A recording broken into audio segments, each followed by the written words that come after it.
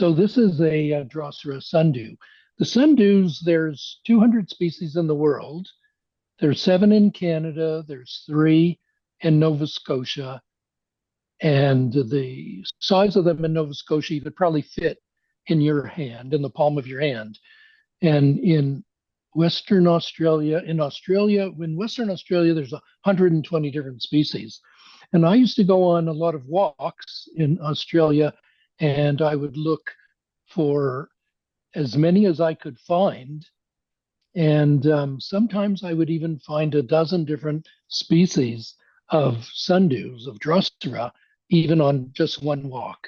So here's how they eat. Sheila, you'll be happy to see how they're eating your insects. And that's a mayfly that got caught in one of them. So they can be very small. And there are the little droplets of the enzymes that are sticky and sweet that they catch the insects. And there's one that's just in bud, I guess. And there's one in bloom. And there's one you can see, there's my finger on the side that shows you how small that plant is. They have colorful flowers. And all of these are different species of them. And there are masses of them. In Australia, the flowers are in just masses. If you want to take a picture of some flower, you have to be careful when you step back that you don't step on other of what you're trying to photograph.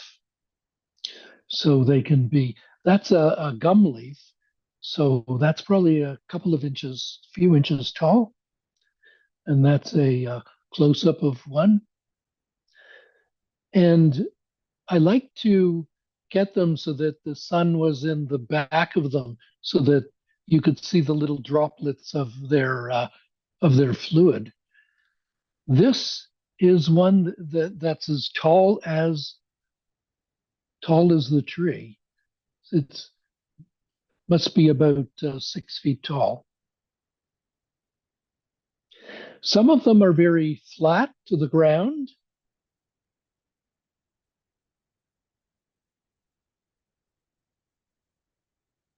And there again, you can see the droplets. Is that coming out clear? Yes. Yeah. Yes.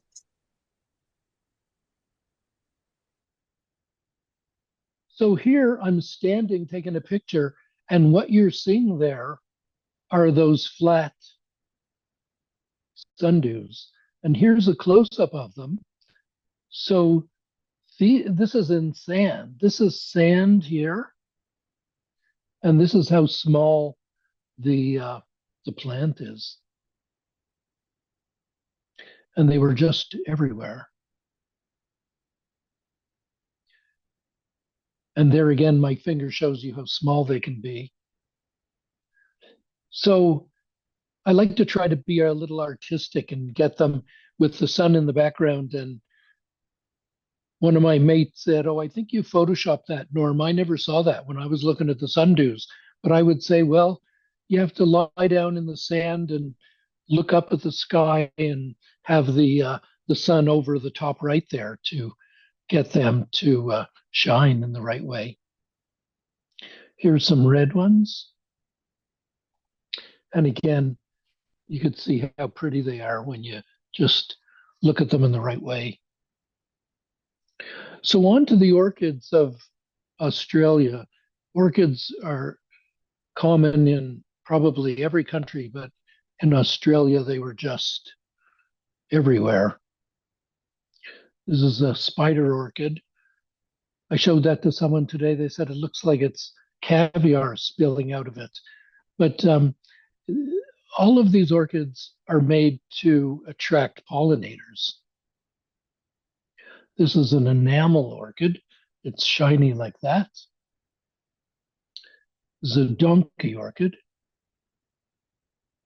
And another one If I can zoom in, show you how pretty it is.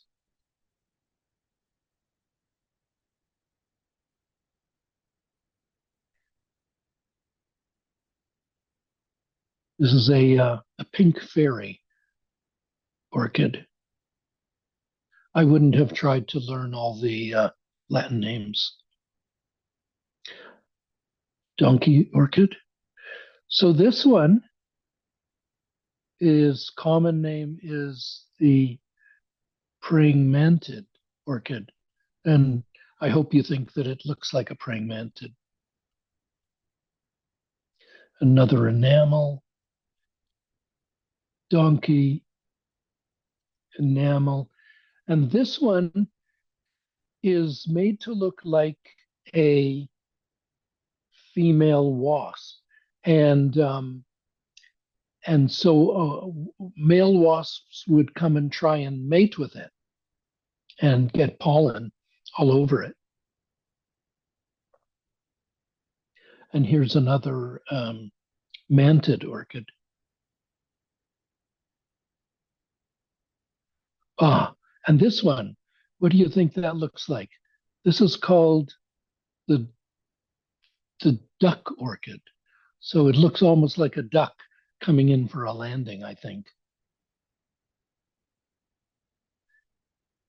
And does that look like a bird sitting on a perch? Because it's called the bird orchid. And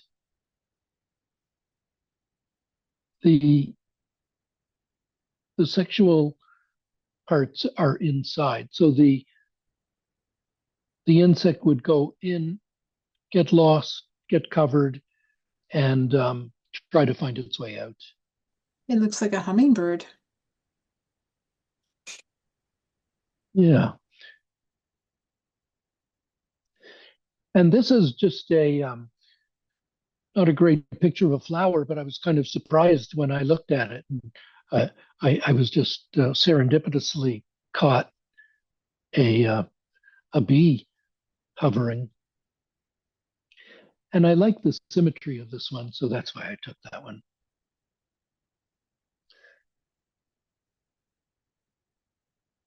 And this is tinsel flowers, and when you walk through them, it's just like you're walking through um, tinfoil. You could hear them. And this was a beautiful plant that was just at the bottom of our driveway. You don't have to go far to look for amazing plants in Australia. And this is a I forget the type of plant it is.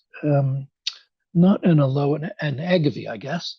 So look at the size of the flower. That's my wife there, and really, it's a collection. All of these are little flowers, but the stalk itself was over 8 feet probably. These are kangaroo paw orchids. This one looks like the crown jewel to me. I just love that flower. And these are gums.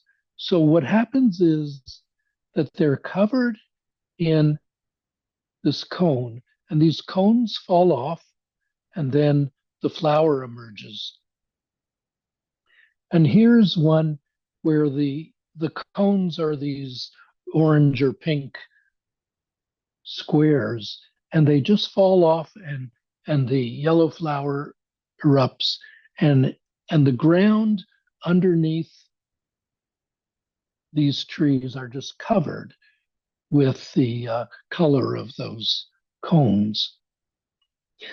And this is a Banksia, and those are all individual flowers. And the next picture is the seed. This leads to this, and this was one of my favorite trees, and it was right in our front yard of the house we were living in. So those are the seed pods. And this is a grass tree.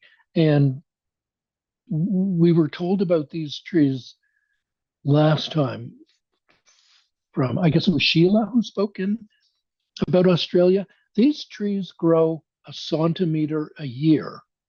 So you can imagine this tree is several hundred years old and they are fire resistant. So the black is what's left from the charred trunk, and then the growth is the tufts that you see at the end, and they dry up, and then these parts that were in the black trunk lie on the ground, and they're beautiful. They're like, they look like mahogany. They're so beautiful. That this was in the first week we came to Australia, and I picked up a bunch of this and I gave it to my wife and I said, "Here, dear, here's a bouquet of dried grass tree leaves."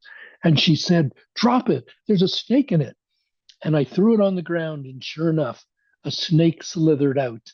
And of course, we were terrified of snakes then. Well, we were always scared of them, but terrified at the beginning. What was the name of that tree again? So the grass trees, Grass same tree. as this, grass trees. Thanks. And this is my last slide just to show you how strange Australia is. And those are, I guess they're aerial roots that grew huge. And that's my presentation.